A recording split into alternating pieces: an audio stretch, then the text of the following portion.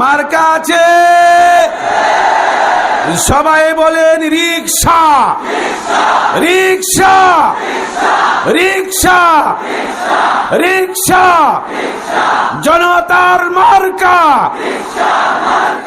Rickshaw rickshaw.